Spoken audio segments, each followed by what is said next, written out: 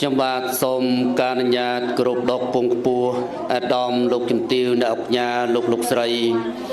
លោកយាយលោកតាលោកអ៊ំលោកពូអ្នកមីងទាំងអស់ជាទីគោរពស្រឡាញ់និងសូមការអនុញ្ញាតគោរពអិសរាធិបតីសម័យដើមទៀនប្រធានអ្នកផ្ដាំបុណ្យនិងសូមការអនុញ្ញាតគោរពអស់លោកដែលជាអាជ្ញាធរដែនដីកវីបណ្ឌិតញាតិមិត្តជិតឆ្ងាយបងប្អូនភូមិផងរបងជាមួយទាំងអស់